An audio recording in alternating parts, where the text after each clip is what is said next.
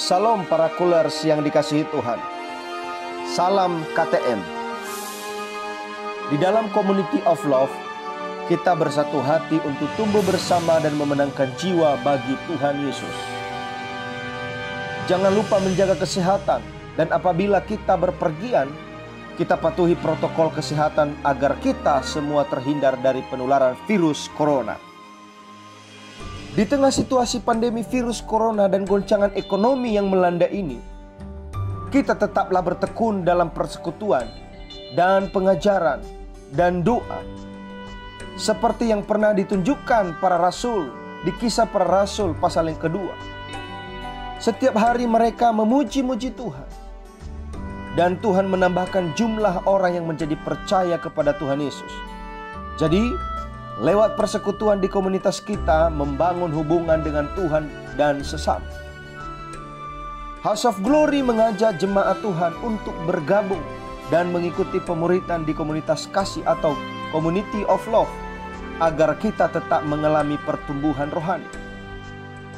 Kerinduan Allah Bapa bagi kita semua adalah agar kita mengalami pertumbuhan dan berbuah, sekalipun di tengah dunia yang sedang mengalami krisis besar. Di dalam Efesus pasal yang keempat ayat 11-16 terkandung tujuan dari pemuritan ini, yaitu yang pertama, kesatuan iman. Ini berarti mencapai kesamaan tingkat kepercayaan kita kepada Tuhan Yesus dan juga mencapai kesatuan pemahaman tentang apa yang kita yakini di dalam Tuhan. Yang kedua, memperoleh pengetahuan yang benar tentang anak Allah, yaitu tentang Yesus Kristus. Yang ketiga, kedewasaan penuh, agar kita semakin teguh dan tidak mudah diombang-ambingkan oleh berbagai pengajaran yang menyesatkan dan sekaligus mempersiapkan kita menjadi mempelai Kristus. Dan yang keempat adalah dan tingkat pertumbuhan yang sesuai dengan kepenuhan Kristus. Itu berarti kita menjadi serupa dengan Kristus. Lewat pemuritan ini, saudara-saudara akan mengalami kehidupan yang bergairah oleh karena hubunganmu dengan Tuhan tetap terjaga baik. Semakin hari engkau semakin mengenal Tuhan Yesus. Dari pengalaman rohani bersama Tuhan dan sahabat di komunitas Kulmu, engkau akan bersaksi memuliakan Tuhan dan menghasilkan buah yang menyukakan hati Tuhan. Berjaga-jagalah senantiasa sambil berdoa, supaya kamu beroleh kekuatan untuk luput dari semua yang akan terjadi itu, dan supaya kamu tahan berdiri di hadapan Anak Manusia. Bagaimana kita bisa berjaga-jaga di tengah zaman yang penuh pencobaan ini? Lewat komunitas Kul kita bisa saling menjaga. Dan lewat pemuritan ini kita senantiasa diingatkan dan belajar untuk terus bertumbuh dan berbuah bagi Tuhan. Ikutilah pemuritan ini dengan setia dan saksikanlah pengalaman rohanimu kepada banyak orang agar dunia yang gelap ini melihat cahaya terang Kristus lewat hidupmu. Jadi, mari kita ikuti pemuritan di Kul. Kiranya kita semua mengalami pertumbuhan rohani dan menghasilkan buah bagi Tuhan serta semakin menjadi serupa dengan Kristus Yesus. Selamat mengikuti pemuritan Kul. Tuhan Yesus memberkati.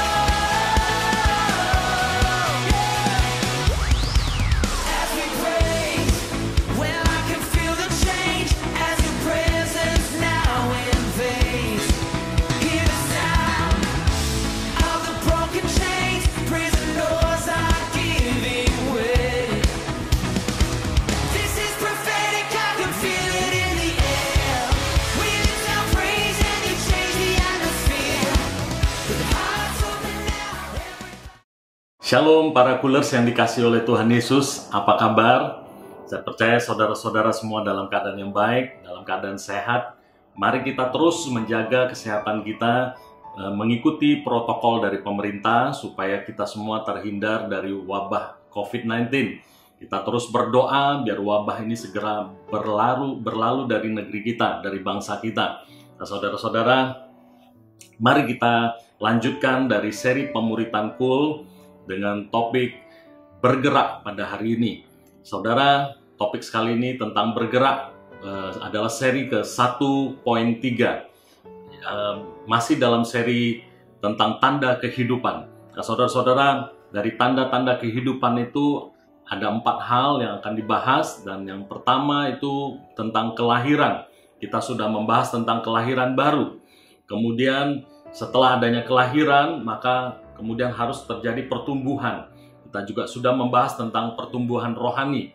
Saudara, selanjutnya kita akan membahas tentang bergerak. Tanda kehidupan yang berikutnya itu adalah bergerak. Bergerak itu berarti ada sebuah aktivitas, ada sebuah usaha untuk melakukan sesuatu. Dan bergerak ini juga berarti ada perpindahan. Berpindah dari satu tempat ke tempat yang lain. Ya, ada melakukan usaha. Nah, saudara, setiap kehidupan kita ini, makhluk hidup itu pasti bergerak. Berbeda dengan benda mati. Kalau benda mati itu, dia tidak bisa bergerak sendiri. Dia harus digerakkan oleh makhluk hidup. Sedangkan makhluk hidup punya inisiatif, punya kemampuan untuk bergerak sendiri karena dia hidup. Nah, demikian juga kehidupan rohani kita. Kalau rohani kita hidup, maka kita ini punya inisiatif untuk bergerak. Kita harus punya usaha untuk melakukan sesuatu. Hidup rohani kita ini tidak boleh mati. Kalau mati pasti tidak bisa bergerak. Namanya juga seperti mayat, tubuh yang sudah mati tidak bisa melakukan apa-apa. Seperti benda mati. Itu sebabnya kita yang hidup harus bisa melakukan sesuatu. Saudara, pergerakan ini saya contohkan itu seperti tanaman yang pernah kita saksikan pada seri sebelumnya. Dari satu biji yang tumbuh, bertunas dia bergerak ke atas, tumbuh ke atas. Kemudian juga akarnya bertumbuh dan bergerak ke bawah. Ada pergerakan. Ya, kemudian ada tanaman yang juga merambat ke samping, bergerak ke samping. Seorang bayi yang lahir, kemudian dia menangis pada waktu dilahirkan pertama kali. Ada suatu upaya untuk melakukan sesuatu dari nangisnya itu. Kemudian dia mencoba untuk mencari makanan. Dan yang pertama dia dapatkan itu adalah air susu ibu. Kemudian dia terus bertumbuh. Nah, pada waktu dia bertumbuh, dari bayi yang keadaannya telentang, dia akan bergerak untuk menjadi telungkup. Karena dia menggerakkan badannya sampai dia bisa telungkup. Dan seterusnya pada waktu dia terus bertumbuh, dia mengalami pergerakan dari kondisi tertidur, dia kemudian bisa duduk, dari duduk dia bisa mulai belajar berdiri dan belajar berjalan. Ada sebuah usaha untuk melakukan sesuatu. Demikian juga kehidupan rohani kita. Saudara, tanda-tanda kehidupan rohani, tanda-tanda rohani kita hidup adalah kita melakukan sebuah usaha. Ada pergerakan. Nah, saudara-saudara, mari kita perhatikan di dalam Kejadian pasal 1 ayat 1 sampai 2 dituliskan di sana, pada mulanya Allah menciptakan langit dan bumi. Bumi belum berbentuk dan kosong. Gelap gulita menutupi samudera raya dan roh Allah melayang-layang di atas permukaan air. Saudara-saudara, pada waktu penciptaan, di situ ditunjukkan dari Kejadian pasal 1 yang kita baca ini, bahwa Allah lah yang menciptakan segala sesuatunya. Dan Allah itu adalah Allah Tritunggal, yaitu Allah Bapa, Sang Creator. Dia yang punya ide, punya rancangan itu semua. Rancangannya adalah rancangan yang luar biasa dan sempurna. Semua sudah disiapkan rancangan itu. Kemudian ada anak Allah, ya, Allah anak, yaitu Tuhan Yesus Kristus, Allah anak yang berfirman. Nah, firman ini mewujudkan segala sesuatunya. Dari apa yang sudah dirancangkan oleh Allah Bapa, diwujudkan lewat firman, diucapkan oleh Allah Anak. Dan kemudian ada Allah Roh Kudus yang mengerjakannya. Ya, tetapi semuanya ini, ketiga pribadi ini adalah satu adanya. Esa, Allah yang Esa. Satu Allah tetapi ada tiga pribadi. Dan Allah Roh Kudus mengerjakan. Roh Allah melayang-layang di atas permukaan air dikatakan. Nah, saudara perhatikan, pada waktu bumi ini belum berbentuk dan kosong dikatakan, tetapi ada permukaannya itu diisi oleh air. Di bumi ada beberapa unsur yang membuat menjadi dasar, substansi dasar terbentuknya makhluk hidup. Yaitu pada waktu Allah mengambil tanah dan kemudian menciptakan manusia, membentuk makhluk hidup yang lain juga. Dia ada substansi dasarnya, ada tanah, ada air. Dan saya percaya juga meskipun tidak disebutkan, ada api dan ada angin pada waktu itu. Ya, dan saudara perhatikan, dari tanah dan air inilah yang membentuk tubuh kita. Saudara perhatikan, air itu mengambil porsi yang sangat besar. Dari awalnya saja, bumi saja sudah diliputi oleh air dengan porsi yang besar. Dan kemudian Allah menciptakan pemisahan, ada air dan daratan. Nah, di muka bumi, air itu mengambil porsi yang lebih besar. Demikian juga tubuh kita. Di dalam tubuh kita, air mengambil porsi yang sangat besar, yaitu hampir 70%. Mungkin lebih 70%. Nah, saudara, menurut H.H. Mitchell dalam buku yang berjudul Journal of Biological Chemistry 158, dituliskan di sana bahwa otak dan jantung terdiri dari 73% air. Otak dan jantung manusia. Kemudian paru-paru manusia itu berkisar 83% air. Kulit kita mengandung 64% air, dan otot dan ginjal kita terdiri dari 79% itu air. Kemudian tulang kita juga memiliki air sebanyak 31%. Jadi saudara-saudara perhatikan bahwa tubuh kita ini mayoritas terdiri dari air. Saudara bayangkan kalau misalnya ini diambil keluar air ini, maka tubuh kita ini akan menjadi kering dan tidak bisa melakukan apa-apa. Air itu sangat penting. Apa kaitannya dengan bergerak? Nah, saudara perhatikan, nanti saya akan terangkan. Saudara, Roh Allah yang bekerja, Roh Allah melakukan segala sesuatunya, bekerja sama dengan firman, dan melakukan seturut rancangan Allah Bapa. Nah, saudara, iman kita ini adalah iman yang harusnya aktif. Iman yang bekerja. Di dalam Yakobus pasal 2 ayat 14-19, saya akan bukakan. Demikian firman Tuhan berbunyi, apakah gunanya saudara-saudaraku jika seorang mengatakan bahwa ia mempunyai iman, padahal ia tidak mempunyai perbuatan? Dapatkah iman itu menyelamatkan dia? Jika seorang saudara atau saudari tidak mempunyai pakaian dan kekurangan makanan sehari-hari, dan seorang dari antara kamu berkata, selamat jalan, kenakanlah kain panas, dan makanlah sampai kenyang, tetapi ia tidak memberikan padanya apa yang perlu bagi tubuhnya, apakah gunanya itu? Demikian juga halnya dengan iman. Jika iman tidak disertai perbuatan, maka iman itu pada hakikatnya adalah mati. Saudara, iman itu harus bekerja. Iman itu harus melakukan sesuatu. Iman harus disertai dengan perbuatan. Kalau tidak, maka iman itu dikatakan pada hakikatnya mati. Iman kita harus mengalami pertumbuhan. Itu sebabnya ada pemuritan ini, supaya saudara mengalami pertumbuhan iman. Nah, iman yang bertumbuh itu disertai dengan perbuatan. Jadi yang dimaksudkan bergerak itu adalah, kerohanian yang bergerak itu adalah kerohanian disertai dengan perbuatan-perbuatan benar. Perbuatan benar berdasarkan firman Tuhan yang kita imani. Kita percaya firman Tuhan itu hidup, firman Tuhan itu bisa mengubahkan kita, firman itu bisa membentuk hidup kita. Maka kita melakukannya dengan setia kita lakukan supaya hidup kita berubah, hidup kita semakin lama semakin menjadi serupa dengan Kristus. Sebagaimana tujuan daripada pemuritan ini yang tercantum di dalam Efesus pasal 4. Jadi kita itu harus bergerak, harus melakukan sesuatu. Nah, untuk kita bisa bekerja, kita melakukan sesuatu supaya kita bisa bergerak, itu sangat dipengaruhi oleh konsumsi yang masuk dalam tubuh kita. Tubuh kita ini bisa bekerja karena ada energi.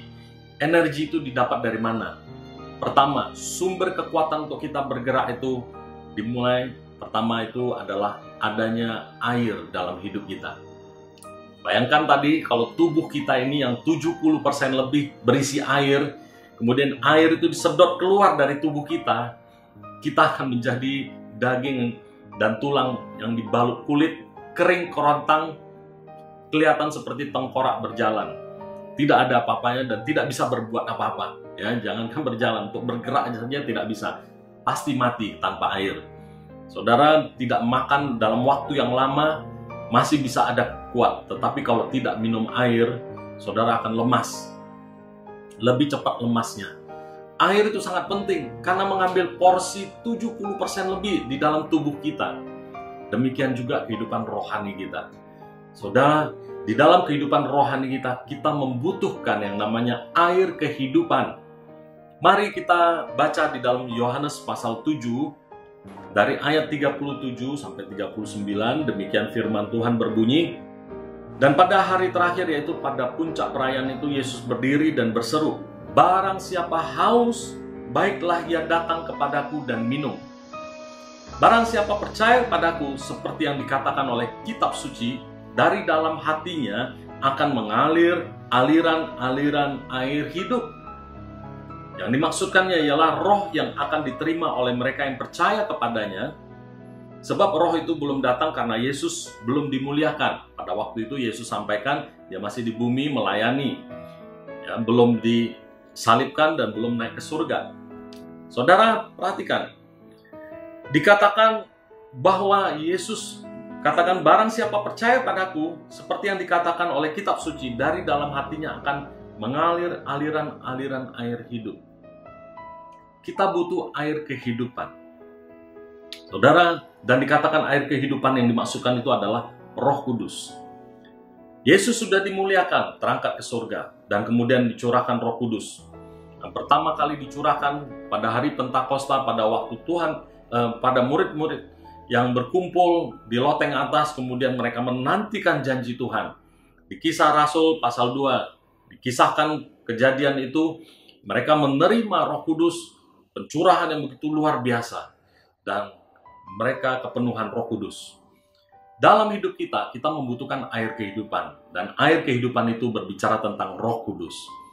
Biarlah hidup kita ini dipenuhi oleh Roh Kudus. Itu sangat penting bagi kita, karena pertumbuhan iman kita hanya dimungkinkan kalau adanya Roh Kudus. Lihat, pada waktu penciptaan tadi yang kita baca, Roh Allah bekerja membentuk semuanya. Kalau ada Roh Allah di dalam diri kita, dia penuh di dalam diri kita, maka tidak ada yang mustahil bagi orang percaya, bagi orang yang dipenuhi oleh Roh Kudus untuk melakukan perkara-perkara hebat, untuk melakukan perkara-perkara ajaib. Selama pelayanannya di bumi, apa yang dilakukan oleh Tuhan Yesus, semua dilakukan dengan kuasa daripada Roh Kudus. Saudara, demikian juga hidup kita semua. Kita membutuhkan Roh Kudus. Tanpa Roh Kudus, iman kita tidak bisa bergerak. Iman kita tidak akan bertumbuh dengan baik. Karena hanya Roh Tuhanlah yang memampukan kita melakukan itu semua. Bukankah pertama kali iman kita timbul karena ketika kita mendengarkan firman, kita mendengarkan Injil Tuhan, ada Roh Kudus yang menjamah hati kita. Sehingga membuat kita bisa mengatakan, ya Aba, ya Bapa. Kita bisa memanggil Tuhan Yesus sebagai Tuhan dan Juru Selamat kita. Itu karena ada Roh Kudus di dalam diri kita. Nah, saudara, kita perlu dipenuhi oleh Roh Kudus setiap waktu. Ada beberapa pertanyaan yang akan ditanyakan pada kita. Yang pertama adalah, apakah Anda sudah mengalami baptisan Roh Kudus? Saudara, ini sangat penting. Ya, saudara perlu mengalami yang namanya baptisan Roh Kudus. Jika belum, mintalah kepada Allah Bapa kita. Karena Allah Bapa kita tidak akan memberikan hal yang lain. Dia pasti akan memberikan Roh Kudus. Saudara, mari kita baca di dalam Lukas pasal 11 Apa yang dikatakan oleh Tuhan Yesus di sana pada Lukas pasal 11 ayat 9. Demikian dituliskan, oleh karena itu aku berkata kepadamu, kata Tuhan Yesus, mintalah, maka akan diberikan kepadamu. Carilah, maka kamu akan mendapat. Ketoklah, maka pintu akan dibukakan bagimu. Saudara perhatikan, mintalah, carilah, dan ketoklah. Itu adalah sebuah usaha, sebuah upaya yang kita lakukan. Iman ini harus aktif. Iman ini harus bekerja. Kita harus melakukan sesuatu. Nah, supaya kita mendapatkan apa yang kita rindukan, supaya kita mendapatkan kepenuhan Roh Kudus itu selalu, Tuhan Yesus katakan apa? Mintalah, carilah, ketoklah. Dan ayat 10 dikatakan, karena setiap orang yang meminta akan menerima, dan setiap orang yang mencari mendapat, dan setiap orang yang mengetok baginya pintu dibukakan. Bapa manakah di antara kamu jika anaknya minta ikan daripadanya akan memberikan ular kepada anaknya itu ganti ikan? Atau jika ia minta telur akan memberikan kepadanya kalajengking? Jadi jikalau kamu yang jahat tahu memberi pemberian yang baik kepada anak-anakmu, apalagi Bapamu yang di surga, ia akan memberikan Roh Kudus kepada mereka yang meminta kepadanya.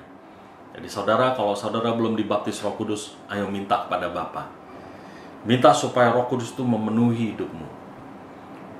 Bertahun-tahun yang lalu, ketika saya merindukan dibaptis Roh Kudus, Tuhan memberikannya lewat sebuah peristiwa, lewat sebuah KKR.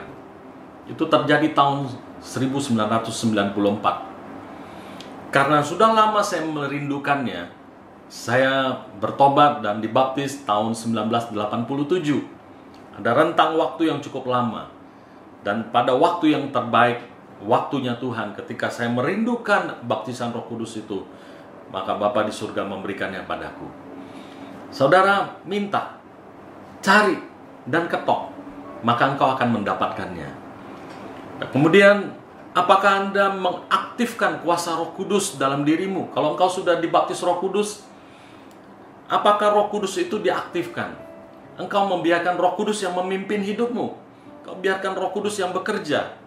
Ketika engkau belajar, engkau bekerja dan melayani, apakah engkau memberikan Roh Kudus yang memimpin hidupmu? Kuasa Roh Kudus akan nyata jika kita selalu mengandalkan Roh Kudus dalam tindakan kita. Saudara, kalau engkau sudah dipenuhi Roh Kudus, biarkanlah Roh Kudus memimpin hidupmu. Jangan biarkan keinginan daging ini, keinginan pribadimu yang mengontrol hidupmu. Tapi biarlah keinginan Roh Kudus yang mengontrol hidupmu. Karena apa yang datangnya dari Tuhan, apa yang datangnya dari Roh Kudus, itu pasti sempurna.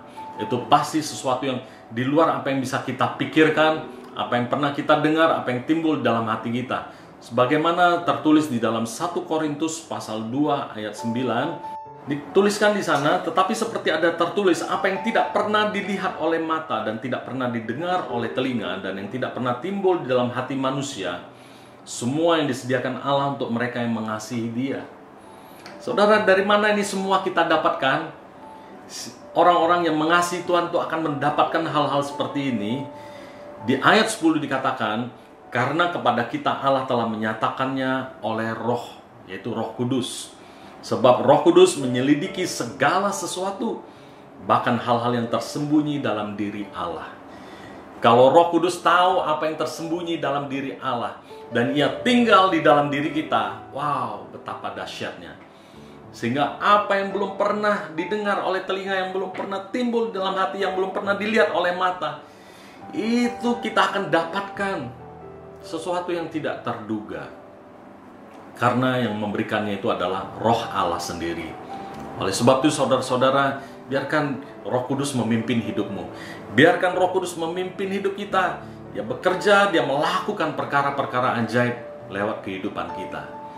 Hidupku bukannya milik aku lagi, tetapi Kristus di dalam aku. Nah, saudara, hidup ini sudah dibayar lunas oleh Tuhan Yesus di kayu salib. Hidup kita bukan milik kita lagi. Hidup kita juga bukan milik iblis, bukan milik dunia ini. Hidup kita adalah miliknya Tuhan, Allah pencipta segala sesuatunya. Allah yang memberikan hidup itu kepada kita. Haleluya. Nah, hal yang kedua yang membuat tubuh kita itu bisa bekerja, melakukan sesuatu itu karena ada makanan keras masuk dalam tubuh kita. Saudara, bayi yang menyusu, dia terus bertumbuh, dia pasti akan berubah makanannya dari susu menuju kepada bubur. Dari bubur, ketika dia tumbuh tambah dewasa, dia membutuhkan makanan yang lebih keras. Kalau tidak ada energi yang cukup untuk membuat dia bisa bergerak. Nah, saudara-saudara, kita membutuhkan makanan keras. Kerohanian kita jangan seperti bayi yang maunya disusuin terus, yang maunya makanan-makanan yang enak terus, yang ringan-ringan. Maunya dengar khotbah itu khotbah yang memberkati, khotbah-khotbah berkat, khotbah-khotbah yang enak, yang membuat kita bisa bermimpi-mimpi, berada di awang-awang. Tidak. Saudara mau bertumbuh, saudara siap menerima makanan keras. Makanan keras itu bisa berupa teguran, khotbah yang menegur, khotbah yang memperingatkan kita, khotbah yang membersihkan karakter kita. Saudara, firman Tuhan itu seperti pedang bermata dua. Dia membersihkan kita. Setiap ranting yang tidak menghasilkan buah akan dipotong oleh Tuhan. Pohon yang berbuah pasti dibersihkan oleh Tuhan supaya dia semakin berbuah. Oleh sebab itu, biarkan hidup kita dibersihkan oleh firman Tuhan yang keras. Jangan takut untuk menerima makanan keras, karena itu baik bagi pertumbuhan kita. Itu baik supaya iman kita aktif bekerja. Nah, saudara-saudara, makanan keras kita perlukan. Di dalam Ibrani pasal 5 ayat 13 dan 14 demikian firman Tuhan. Sebab barang siapa masih memerlukan susu, ia tidak memahami ajaran tentang kebenaran. Sebab ia adalah anak kecil. Tetapi makanan keras adalah untuk orang-orang dewasa yang karena mempunyai panca indera yang terlatih untuk membedakan yang baik daripada yang jahat. Saudara mau bertumbuh menjadi orang yang dewasa, saudara harus siap menerima makanan keras. Karena susu itu hanya untuk anak kecil. Jadi kalau ada orang Kristen yang masih seperti anak kecil, suka merajuk, suka ngambek, suka menggerutu, tidak tahu bersyukur, itu masih anak kecil. Yang tidak tahan goncangan ketika badai datang, ada goncangan datang, tidak tahan. Karena dia tidak kokoh berdiri. Hanya orang dewasa yang bisa kokoh berdiri kuat. Anak kecil, anak bayi tidak bisa kuat berdiri. Orang dewasa karena dia makan makanan yang keras sehingga tubuhnya kuat. Saudara, kita membutuhkan makanan keras. Nah, saudara, dari firman yang sudah kita dengarkan itu, mari kita lihat aplikasi apa yang bisa kita lakukan.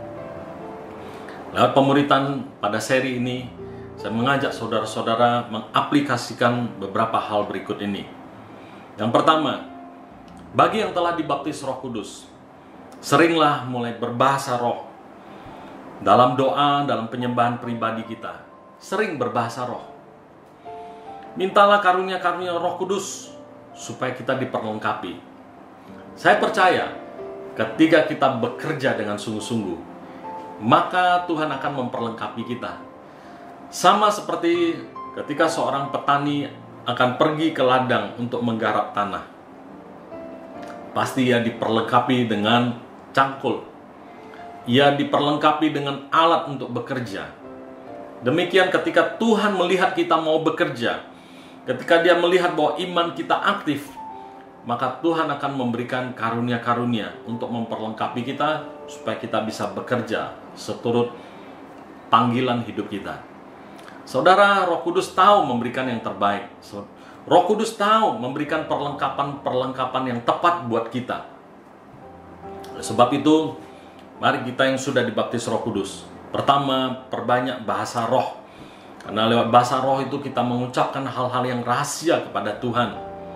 Di dalam 1 Korintus pasal 14, 1 Korintus 14 ayat 1-5 dikatakan, kejarlah kasih itu dan usahakanlah dirimu memperoleh karunia-karunia roh, terutama karunia untuk bernubuat. Saudara perhatikan, Kejarlah kasih itu. Iman yang bertumbuh, iman yang bergerak. Iman yang mengejar kasih itu, dia tidak tinggal diam. Dia bekerja mengusahakan supaya dirinya memperoleh karunia-karunia Roh Kudus.